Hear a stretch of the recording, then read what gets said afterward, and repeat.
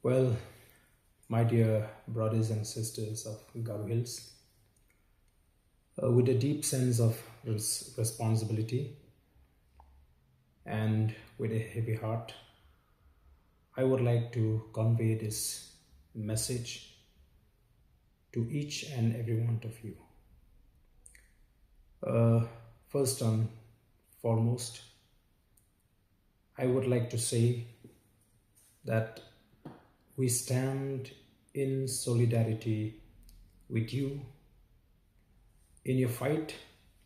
for the preservation and protection of your culture, your traditions, your land, and your practices. Secondly, uh, I strongly condemn the failure of the government to prevent these unfortunate incidents, which is preventable. Indeed, I had raised this matter in the assembly during the budget session, where I had made a mention and questioned the leadership of the MDA government when they openly gave a statement that we cannot stop the non-tribal from participating and contesting the MDC election in Garo Hills. I had made a mention in my submission that this careless and irresponsible statement will have a very serious implication, and I have been proven right with the present law and order situation in Garo Hills, which arises out of the attempt on the part of the non-tribals to contest this MDC election, given the fact that they were encouraged by these kind of statements made by the leadership in the MDA government.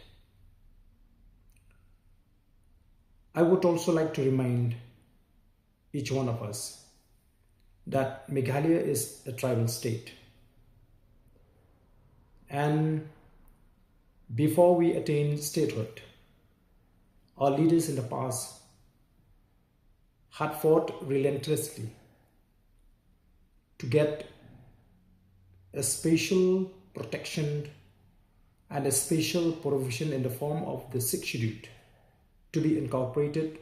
in the Constitution of India. I had been saying this, and I will say it now, that the sixth schedule is not a free gift of the government of India to us. It was a result of the unwavering resolve, struggle and sacrifices,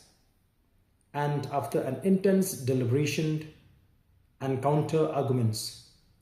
made by our leaders in the Constituent Assembly, which has culminated in the inclusion of the sixth schedule into the Constitution of India. So therefore, as the children of the soil, we need to understand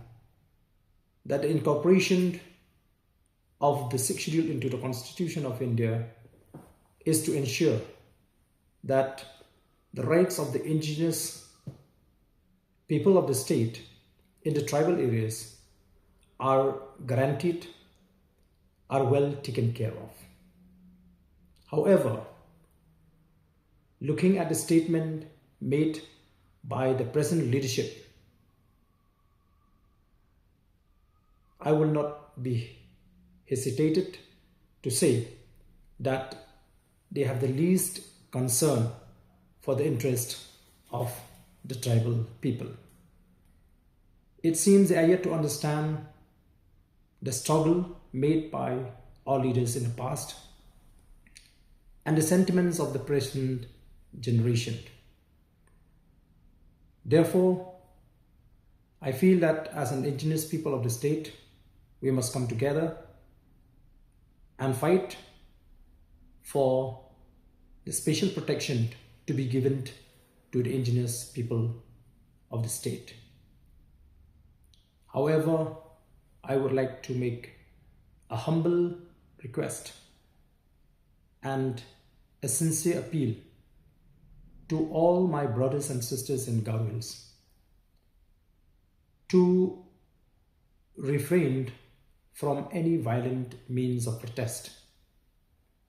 because it will only give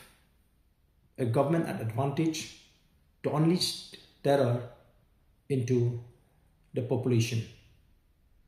So therefore, let us take this fight through a non-violence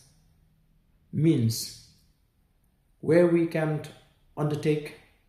many other agitational programs in a peaceful manner. So with these few words, I would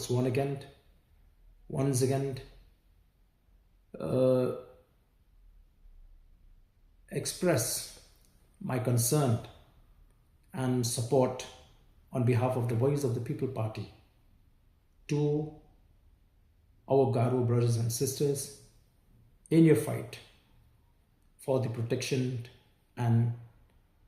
preservations of your rights. Thank you.